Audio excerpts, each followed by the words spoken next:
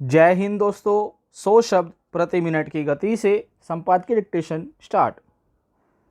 आखिरकार उत्तर प्रदेश में मदरसों के सर्वेक्षण को लेकर सरकार की मंशा पर शक और विवाद की गुंजाइश समाप्त हो गई है।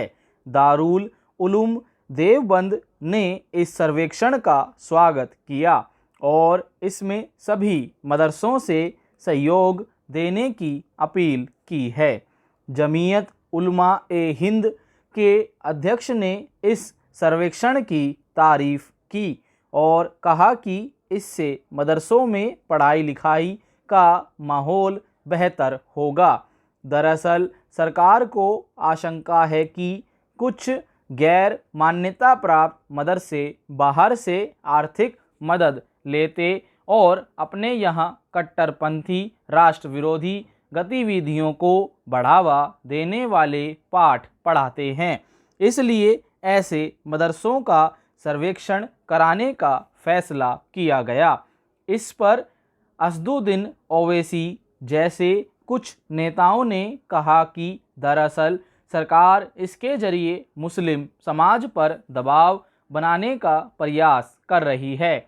यह एक तरह से मिनी एनआरसी है।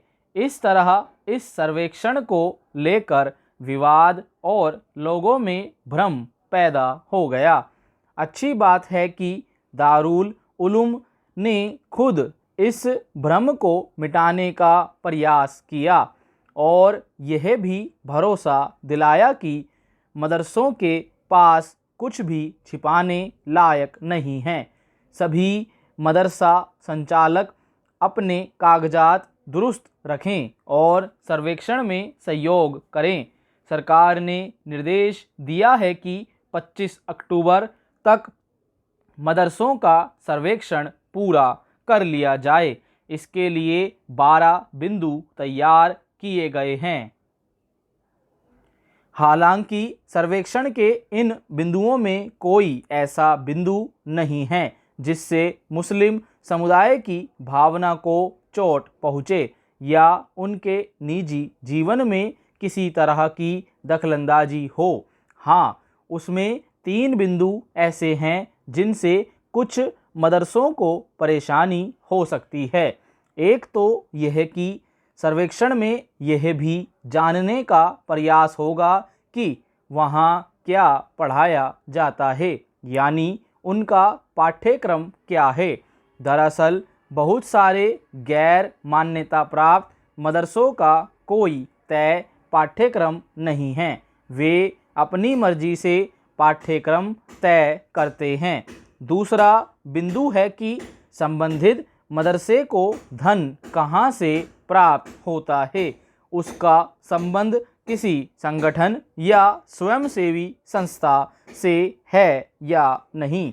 बाकी बिंदु मदरसे में विद्यार्थियों से जुड़ी बुनियादी सुविधाओं, उनके कमरों आदि के आकार को लेकर है।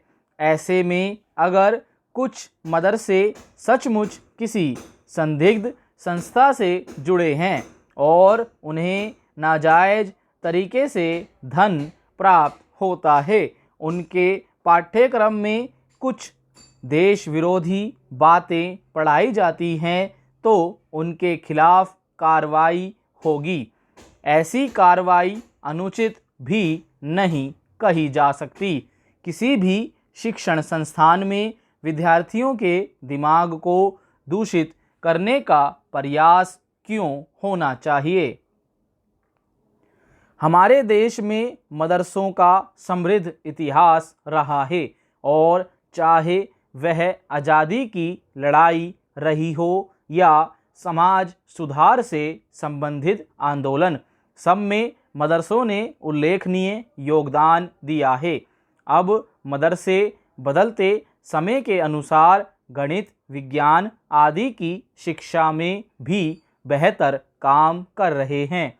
ऐसे में अगर कुछ गैर मान्यता प्राप्त मदरसे अपनी मर्जी के मुताबिक विद्यार्थियों में कुंदजेहिनी पैदा करें, उन्हें देश विरोधी गतिविधियों के लिए उकसाएं, तो उन्हें किसी भी दृष्टि से कोई तरक्की पसंद मुसलमान भी नहीं पसंद करेगा।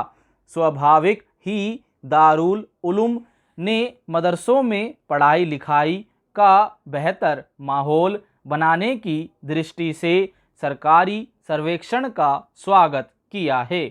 स्टॉप। दोस्तों, आपको हमारी डिक्टेशन कैसी लगी कमेंट बॉक्स में अपने सुझाव जरूर दें। धन्यवाद। मिलते हैं अगली वीडियो में।